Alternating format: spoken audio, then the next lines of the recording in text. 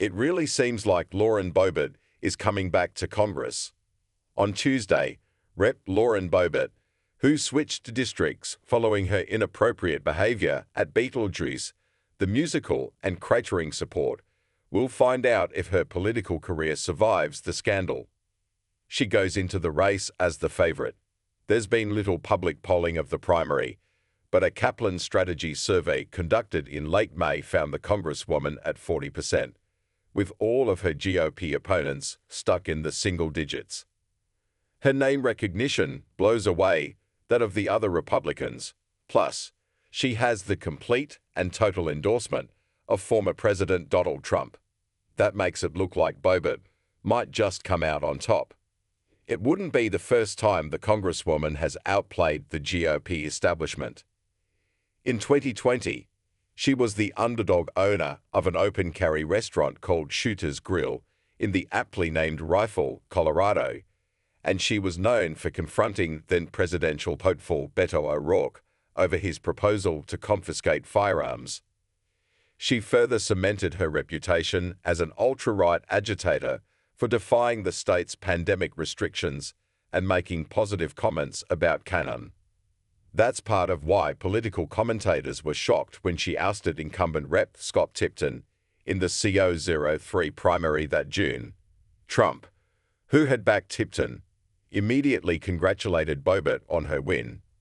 She soon became a MAGA darling, putting Trump's face on Mount Rushmore and heckling President Joe Biden when he talked about cancer-stricken veterans during the State of the Union. Back in Colorado, Boebert told a church crowd, "I'm tired of this separation of church and state junk." Some die-hard conservatives loved it, but voters in her district were lukewarm. In another surprise, she won re-election by only 546 votes over Democrat Adam Frisch, who was thought to have had virtually no shot in the GOP-leaning Western slope. Boebert melts down as debate moderator grilled her on Beetlejuice incident. As Frisch started piling up cash for a rematch, Boebert began curbing her far-right image, turning her focus to water and agriculture issues in the district. She was in the headlines again when she announced she was about to become a 36-year-old grandmother, and again when she filed for divorce. But many Republicans in the district were happy to see that she appeared more focused on the issues. Then came the Beetlejuice incident. In September, surveillance video showed her vaping and groping her date while sitting in the audience at Beetlejuice, the musical. Soon, she didn't have to worry only about the prospect of an embarrassing loss to a Democrat. Republican elected officials began endorsing her primary opponent, making it unclear if she'd even make it to November. Her race was poised to become one of the most dramatic contests of 2024. But Boebert had an answer. In late December, while other Americans were lolling around in a holiday slump, Boebert announced she wouldn't be running for re-election in her district after all. Instead, she decided to run in the much more Republican CO04 on the other side of the state. With her entry into the race, Boebert trampled all over an already crowded field. Republican former Rep. Ken Buck, who previously represented the district, had announced the previous month he wouldn't run for re-election.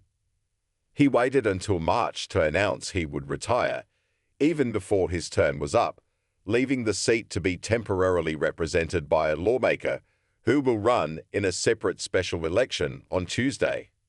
Lately, Boebert has ridden the waves of more controversy. Her ex-husband pleaded guilty to reckless endangerment after the two had an altercation in January, while her son was arrested in connection with a series of car break-ins. But she's had plenty of wins too. After the Trump endorsement, she launched a charm campaign, making personal phone calls to assembly delegates and showing up just days after emergency surgery for a blood clot to compete for the top line on the primary ballot. She secured that spot and since then has raised almost double her 5 opponents combined. House polling is notoriously finicky, So there's always room for a surprise. But the Kaplan poll has given the Boebert camp additional reason for optimism. Besides the top-line numbers, her favorability, as well as ratings of her character and judgment, have both risen. If she does win on Tuesday, she's likely to sail through her general election matchup and right back into Congress. The district where she's now running is like one of her preferred lit colors, Colorado's reddest. Read more at the Daily Beast. Get the Daily Beast's biggest scoops and scandals delivered right to your inbox. Sign up now.